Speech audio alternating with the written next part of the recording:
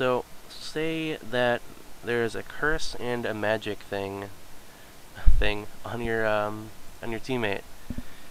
Now, if that's on your teammate and it's not like a UA or something, you could actually dispel both of those and you could heal them for basically 10k. So you get an instant heal every global pretty much. So every dispel is a 5k, which 5k is pretty much like a Riptide.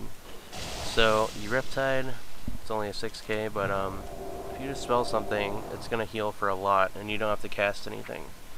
So it's a big plus. I'd say only dispel, heal when you have time to run around and you're purging and trying to give your teammates momentum and all that stuff. Dispelling is also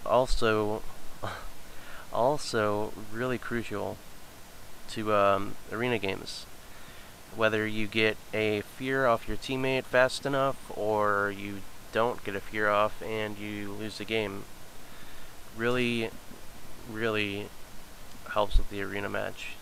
Now I'm lagging really bad here, so just ignore pretty much everything that's going on. So, you know, what I do is I have targeting macros. I have a macro to target my self, which you can see here. Boom, cast. I didn't have to click anything.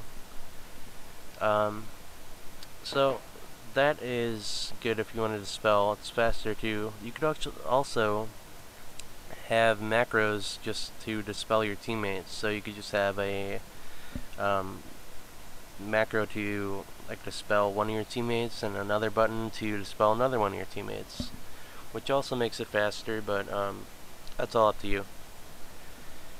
So that's pretty much it for cleansing. Let's go on to your nature swiftness. Now, this is one of your biggest cooldowns. You really don't want to waste this. You want to save this for a crucial time. If you see tons of burst damage coming into you or anyone else, and you know that you can't heal it up, then you should probably use it. You don't want to blow it off the bat just because you don't want to sit there and cast a heal and fake some stuff. But if you see some major bursts coming out, you're gonna have to use this. So it really depends. Sometimes you have to use it in the beginning of the match, and you really can't do anything about it. So that's just a situational thing. I'm lagging really bad now. I'm not too sure why. So I'm just gonna zoom into the ground. Okay. So another thing with nature swiftness, if you don't want to sit there and cast a hex, you could also nature swiftness hex, and that goes without explaining. I don't need to explain that. So that's really it, guys. There's really no other spells that you have to use as a chamois. Just put out the right totems. Spirit Link totem it's good in some points, but if you put out a spirit totem, it just makes you really vulnerable. Some people in the background firing off fireworks like idiots. I don't know if you guys heard that or not.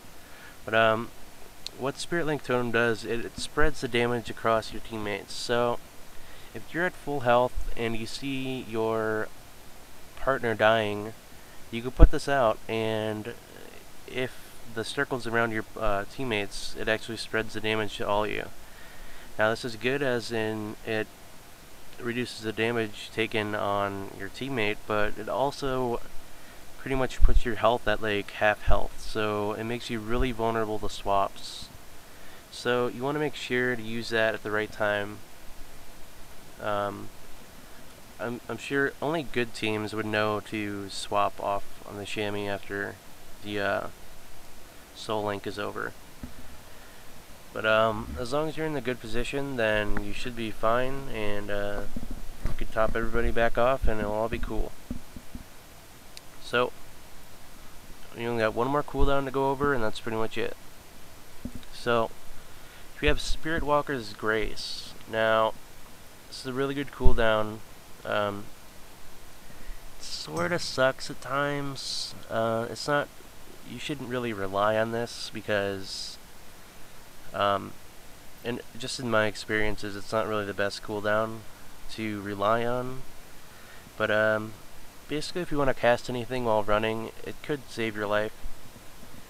Like, say, if you're on Blade's Edge, you could jump off and actually Spirit Walk and run away while casting a heal, which will save you, which is a good thing. But if you can't get 2 melee off you or something, then there's really no point in doing this, because it makes it even harder to fake. Because if you jump, it doesn't interrupt your stuff, and you'd have to probably press like escape or something. Or if you have a macro to stop casting, then it might be cool, but it's not the best thing, but you could see where it comes into play. Just use it situationally. You could also use it while running to someone to hex them or something, which also works. So yeah, I'm just gonna say one more thing. Not lagging anymore. But if you are killing somebody, you could also help DPS. Now, you've probably seen this if you've seen other videos. Good chamois put out damage. Not real good damage, but you know, it's like a dot tick pretty much. Just, you know, if you see an opening and you don't need to heal anybody, just like put out some damage. Like flame shock somebody and make a lava burst go, do a chain lightning, and just help with damage. It just helps in the overall killing of the person. And that pretty much sums it up. Everything else is really, really basic. You know, you could frost shock people. Make sure you have a binding for frost shock, because it's really good to frost shock people off you if you don't have a teammate that slows them. But mostly you'll be using your earth binding totem anyways. And also, I was gonna say something, but I totally forgot what the hell I was gonna say. Wow.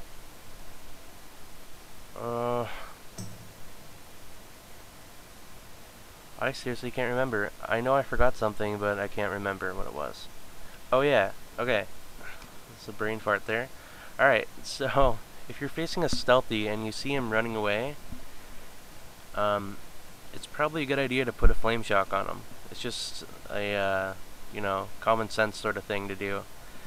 So if you see a rogue running or something, he doesn't have cloak, if you put a flame shock on him, it screws their opening. It also screws ferals and all that stuff.